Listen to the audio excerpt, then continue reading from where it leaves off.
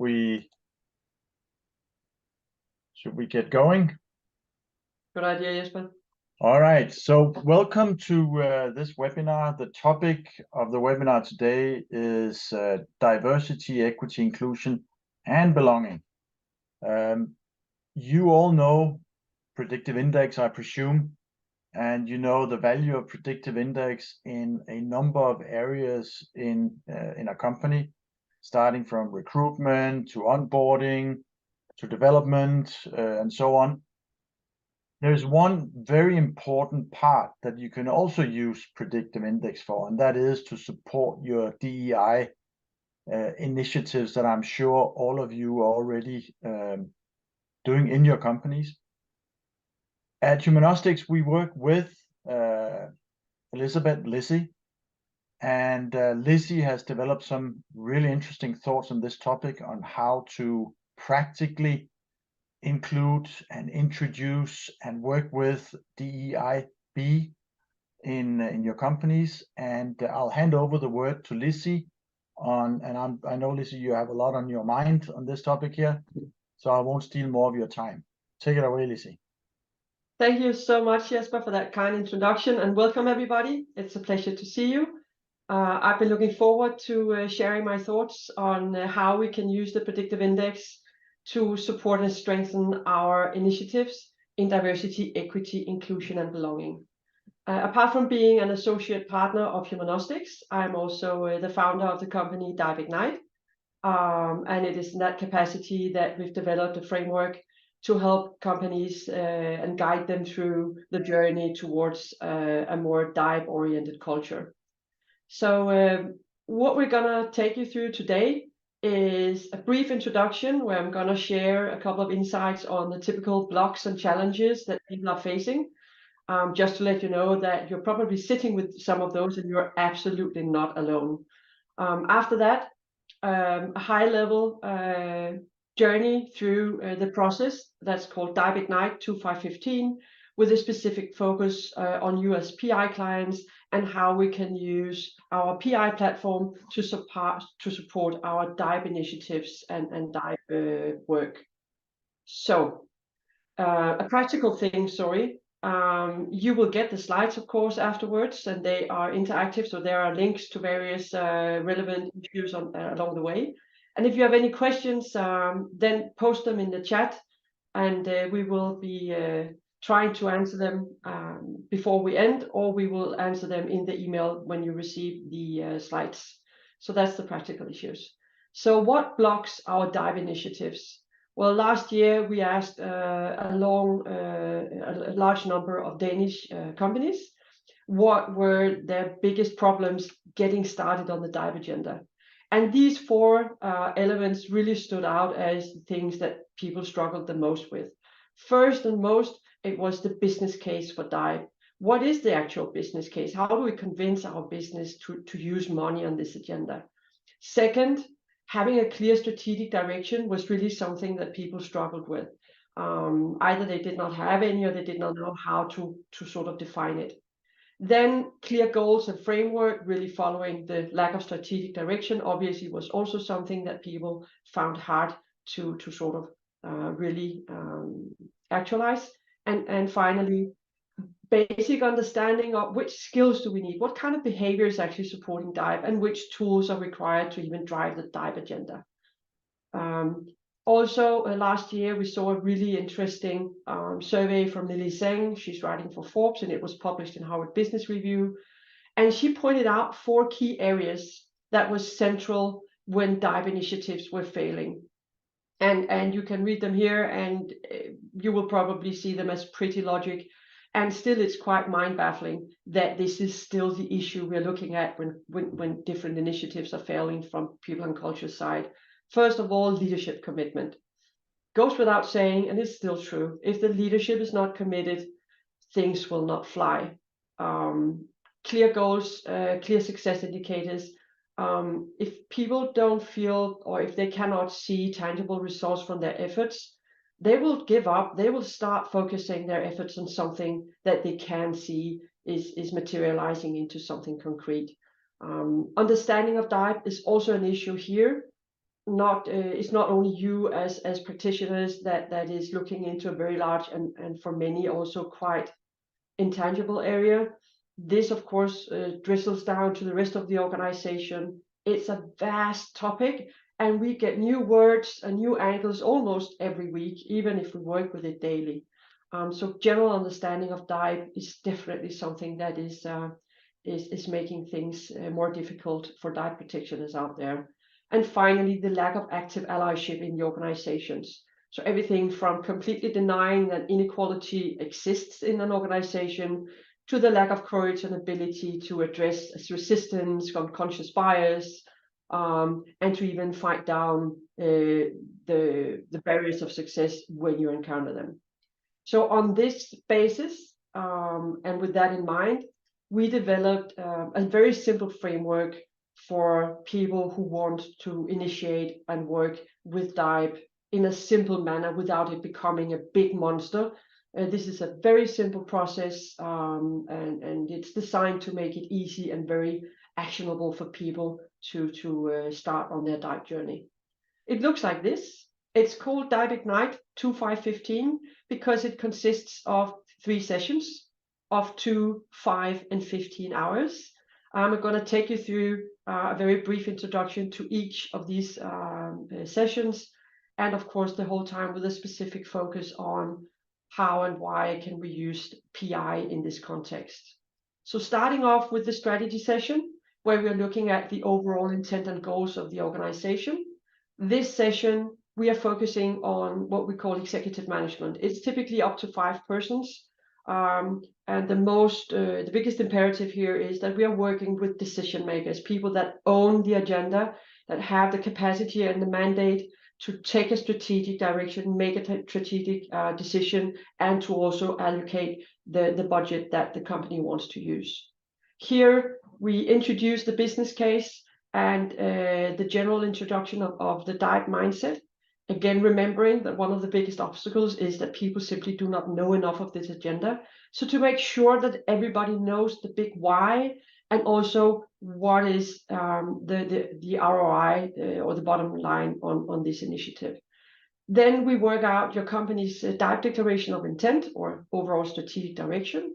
And we look at setting the overall framework of your DEIB goals and resources. Sharing some of the main areas of focus that we use or go through in the introduction and business case.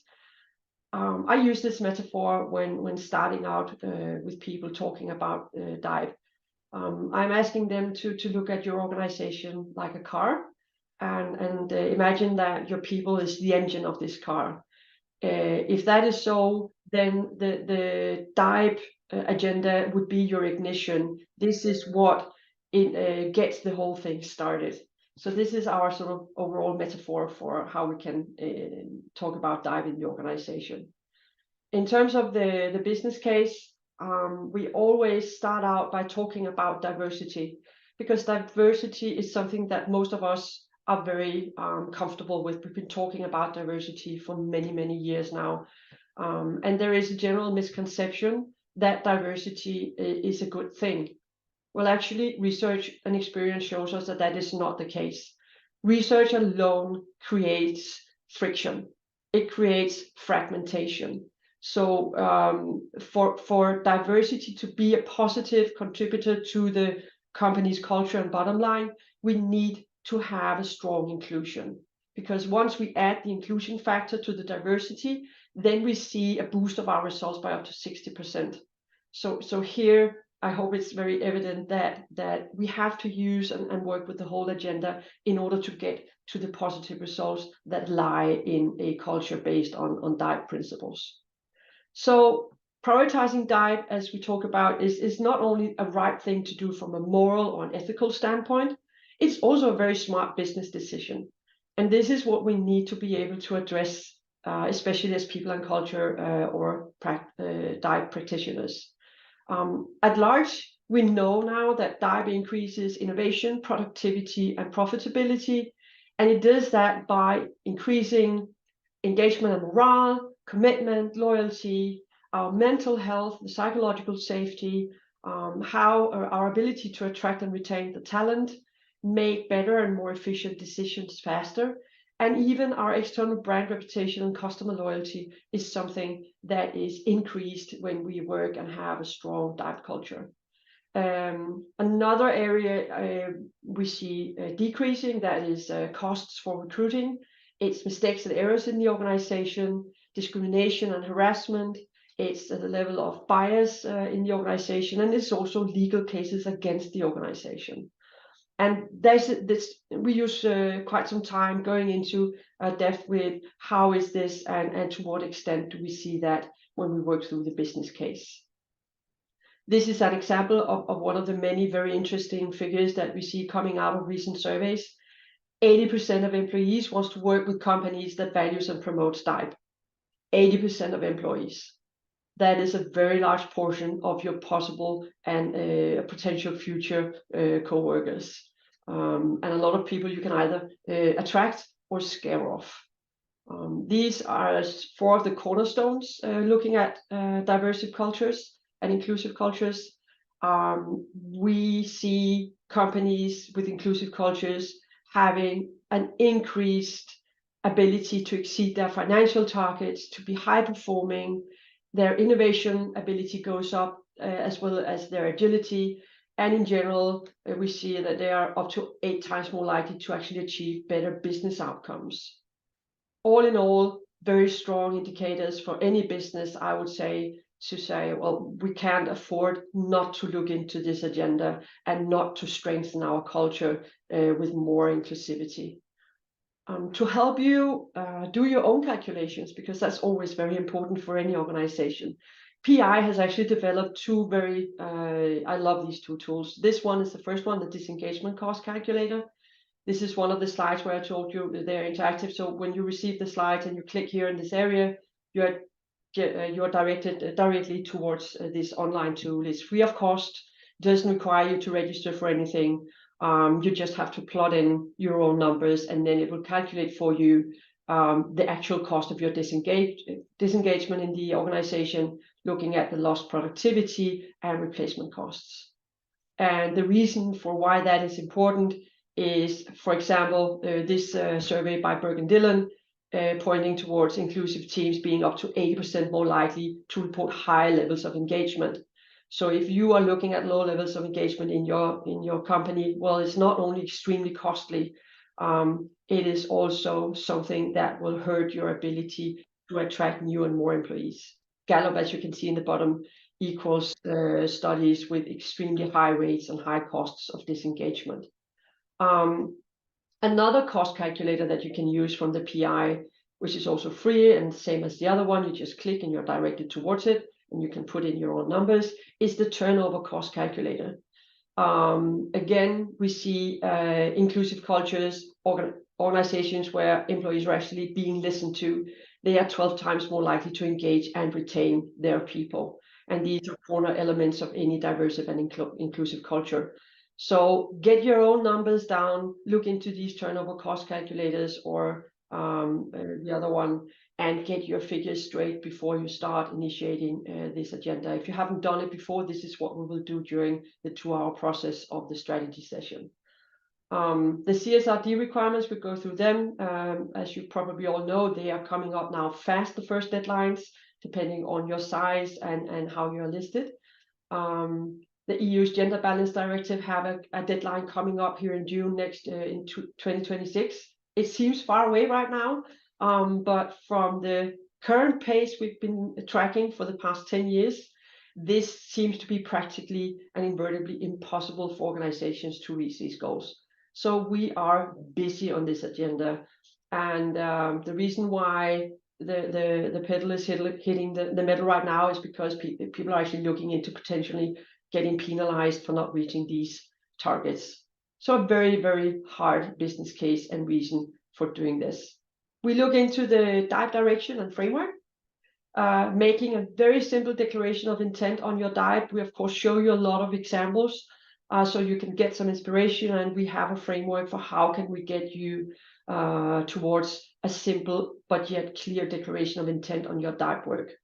Once you have that, we're going to look at the overall goals. What is it you're steering towards? What kind of budget are you able to allocate and willing to allocate? And do you seem, based on the business case, relevant to allocate? What is your timeline, and also what are your resources? And that could be resources in terms of people, of course. Do you have the right people? Do you have enough people? Do you lack any specific skills in this area? But also, which tools do you have at your disposal? As for example, do you have PI platform? Do you have other tools that you can use to support it? Now, that was the strategy session. So now that you know where you're going, we need to figure out how to get you there. We need to plan the journey. And that's where we move into talking about tactics, where we specifically talk about how to translate your intent into actions. Here again, brief introduction of the intro and the business case. Now for a larger group of professionals in your company, those that are the owners of this whole agenda, those that have to get the ball rolling and will do the overall management of your DEIB initiatives.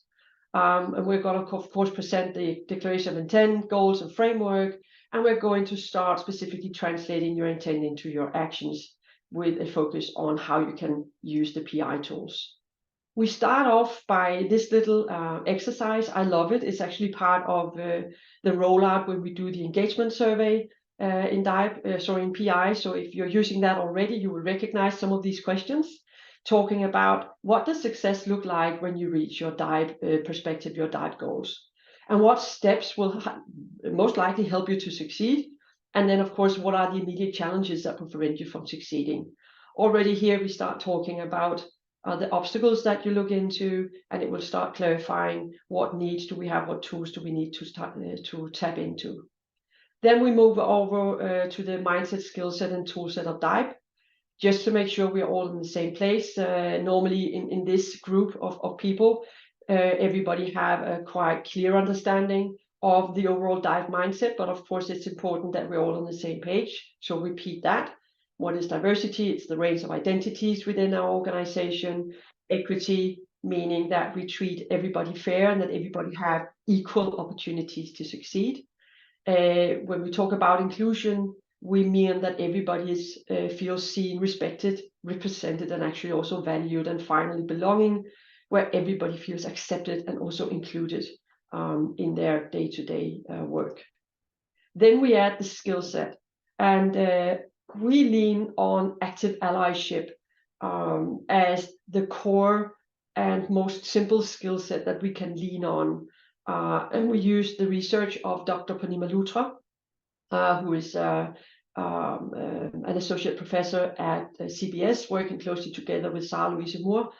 And together, these two wonderful ladies are amongst the world leading capacities in the field of diversity and inclusion. And Dr. Purnima, she defined this active allyship and 7 behaviors that constitutes an active ally. Now, one of the reasons why we use active allyship as the core is because, as you can see here, the power of active allyship is enormous. I mean, it's simply enormous. Up to 170% of employees in a culture with strong allyship is more likely to recommend the organization as a great place to work. So it goes without saying that this is a very, very strong tool. Now, looking at the first 3 behaviors, deep curiosity, honest introspection, and humble acknowledgement. These 3 are primarily directed towards giving you more information about yourself and also increase your understanding of other people. And it's out of the knowledge that the more we understand something, the less afraid of it we are, and the less resistance we will see in the organization. So here, obviously, it becomes very easy to integrate PR. The tools that I prefer to use in this part of the program is the snapshot depicted down here to the left. Wonderful one-pager where you have the link to the video of a given profile. It highlights your strengths and your challenges in your self-awareness, and it also highlights how you perform at work, what are your strengths and what is your primary contribution at work. Similarly, the traditional behavioral profile is also a very good instrument to offering more of a self-insight. I especially love it as a dialogue tool. when people before a meeting perhaps have looked into it, and we start talking about what they see as a really good match to themselves and how they can't recognize themselves in some of it. The placard here, I hope that all of you are familiar with and also in love with.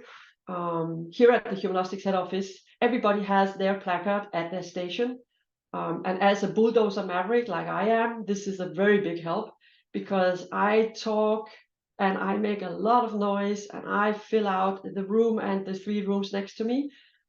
So having this reminder like in my face, who I'm standing in front of, it does help me, believe it or not. It does help me to pipe down a little bit and to try and adjust my approach to the person that I'm facing. And finally, of course, the personal development chart, a wonderful tool to increase personal insight and to help people either coach themselves or be coached by others. And what we do here is talk about during the tactics sessions, what kind of policies and practices do you have?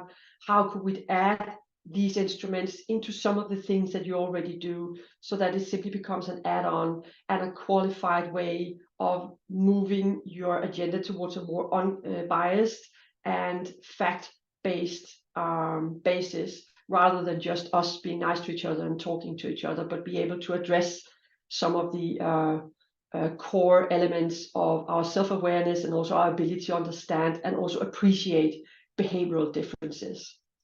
For the last 4 of these behaviors, well, they're more focused towards how we interact with others, either on a one-on-one basis or on a team basis, and also how I act towards others as an active ally. Again, we can look at a different set of tools here in the PI toolbox. These are, as you can see here, more of it's the team-based tools, the relationship-based tools. So we're looking at the relationship guide for the one-on-one dialogues. We're looking at these 3 here, the leadership development guide, the coaching guide, and the management guide. Great tools for any team leader to be really familiar with and use in different contexts to ensure that the person they sit in front of is being coached on an unbiased account and out of a true desire to understand and make the person succeed in the best way possible, without any infliction of who they are, where they're coming from, what they believe, how they look, or what kind of abilities or disabilities they have, but a true unbiased and fact-oriented basis. And then, of course, for the larger team, it could be a team in a department, a full department. It could be a project team. It could be an employee resource group. Looking into the team discovery and team analytics tools can be so valuable to support the communication in general, your interpersonal relationships, and of course, your teamwork in general. And again, here, talking about how does these tools then address these 4 behaviors is very hands-on, very actionable, and it becomes more than just talking about how do we then practice active allyship. We have some very specific tools to help us live out these 7 central behaviors of an inclusive culture. Then when we talked about the mindset and the skill set, we have another tool set, which we prefer and that we can see is one of the most some of the most successful actions that people that are having strong inclusive cultures are using. They implement employee resource groups, they have inclusive policies and practices, and they also practice mentorship. And for each of these 3 groups, we also have a very strong use of the PI platform. So for employee resource groups, well, their primary perspective is to advocate the underrepresented groups, the minorities they represent, and to help increase the opportunities they get within the workplace of that specific group. We do like to see leaders in these groups also, and for that reason, we have, again, a variety of tools. Some of them is towards me, the relationship guide, how do I interact with other people? We have the management development tools, so how do I interact as a manager so that I'm self-aware of how I interact, so I can be the best possible facilitator of this group, not being, if I'm a maverick, I have to really tune down my A in these groups. I have to pop out my ears. I do have 2 ears, but because I'm a maverick, I talk while I listen. I have to not do that if I'm the leader in the employee resource groups. I have to look into how to use the more supportive side of the A and so forth. And again, of course, the team building tools, making small team discovery sessions as a starting or kickoff session for an employee resource group is really wonderful. Helping them to see their differences in terms of how they distribute on the analysis in the whole team. Are we all completely risk willing, or are we somebody that is, for example, in this case, everybody is extremely risk willing except for one? So how do we balance this in the group so that everybody already from the get-go feels that we really want to include everybody, and that everything and every contribution in the group is strong and valid. The next tool, the inclusive policies and practices. Here we of course talk to you. Do you already have some? How do they look? If you're a little bit more novice in this area, we have a lot of examples of policies and practices for inclusive cultures. One of the examples that we share with people is obviously, of course, the value of having it, but also something as simple as an email signature. Now I've taken my own here, and from this way of making my signature, you can see that I open up for a lot of different things on the DEIB agenda. First of all, I add my pronouns after my name. Those of you active on LinkedIn, you've already seen that. Many of you probably already have it. People have the she, her, they, them, he, him after their name in order to indicate to other people how I wish to be addressed. Then, as a PI aficionado, I have added information about my PI profile. I even have a link to the video of my profile because I think it's fun that people can read, that can listen to some of the key elements of being a maverick. And then I've added some of the things that I think fits me most when I'm looking into the maverick description. And finally, I also added something that's perhaps a little bit more vulnerable. The first thing seems quite easy and not so vulnerable. I say I use a lot of descriptive words and emoticons when I write. And I also write in a very big font because my eyesight is very poor. Well, to me, that is very vulnerable because my eyesight is very poor because of an injury I got when I got kicked in the head many years ago. And I also have a speech impairment. I can't remember a shitload of strange things. So I use this in my signature. So another very easy way to get PI out and living and make it fun for people to know their profile and make them curious into, oh my God, what kind of, oh, that's a maverick, okay. That's a fun little thing to work with. And it's very easy. You can do it this afternoon if you want to. And of course, talking about inclusive policies and practices, we can't talk about that without talking about the employee engagement survey. It is an amazing tool to create awareness and actionable insights. And if your company is using it or want to use it, there are a lot of specific statements that when we go into the engagement survey and we cross those statements with some of the optional data that you can add on your community when you make the survey, you can get some really, really strong pinpoints into where do you have some strengths in your organization already, and where perhaps do you have some challenges on the DEIB agenda. So we can really reach for these low-hanging fruits and create a lot of instant success and tangible results, which is one of the core elements asked for by your employees when you start these initiatives. Mentorship, logically, informal and formal mentorship is hugely supported by PI. When we talk about mentorship on a DEIB agenda, it's focused on the underrepresented groups to help them feel included and valued, and to make sure that they benefit and take advantage of all the initiatives that we have in the organization, because that is a big challenge, that we have groups in the organizations that simply do not use the things that we are offering. And that goes for anything from the pension scheme to the trainings we're offering and everything in between. And when we're looking at formal or informal mentorship, again, the one-on-one guide, relationship guide, amazing tool. The individual and the manager and the personal development charts, depending on what type of employee you are coaching. The coaching guide looking towards the job. If somebody feels that they are either stressed out in their current job, or if they're looking towards a new job, coach them up against that if possible. And finally, of course, the management strategy guide, making people aware of how they actually prefer to be managed, is an insanely efficient tool when we talk about creating an inclusive culture. Feeling allowed and able to talk about how I want to be managed is something that is extremely difficult for so many people, and this actually gives them the tool to do it in an easy and the way we implement it, very, very fun way, and we'll talk to you about that. Then we move on to operations, and in operations, again, we have a larger group. This is leaders, the key stakeholders, the DEIB champions, or all of your employees. We do it in groups of 20 persons, and it's really up to you and how you decide to roll it out. That decides who is going to be present. But as you can see, it's a bit of the same. Here we repeat sort of the main things about diversity and inclusion. What is it? Why do we do it? Again, everybody has to be on board and they understand the benefits that we can get out of this, both on a personal level and on an organizational level. And then we talk about where we're going and which goals we have set, and also the specific actions and tools.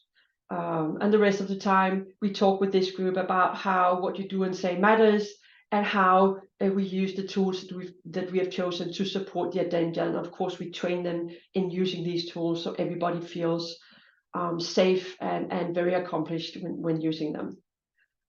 So basically, in the operational part, we put all the pieces together, the strategy, the tactics, and then getting ready to roll out the training activities and strengthen the general active allyship and build a DEIB culture that can really strengthen you and also give you something very specific to report on for those of you that are looking into the reporting requirements already in 2024.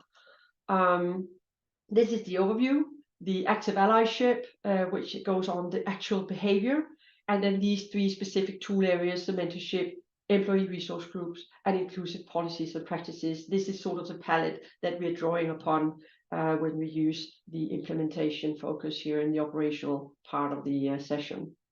And of course, we do a follow-up, because every time we implement something, shit happens. Sorry, my French. I'm a maverick, and it's not an excuse, it's a fact. But we have to follow up and see, okay, so from everything that we now did, what is working really well? Where do we see some roadblocks that we didn't see in advance? And how can we rectify it? And are there tools or skills that we need to train further because we didn't foresee that we lacked them or that we wanted them? And then we just keep the ball rolling, so to speak, with these ongoing follow-ups with the relevant stakeholders. So to recap and get you off in time for the deadline here, three main areas. One, how do we get from direction to action on the DEIB agenda? Two, how do we then live DEIB in the organization so that it's not just sort of a cross list that you've done in order to be able to report on something in 2024 or later? And finally, what is your DEIB PI toolset?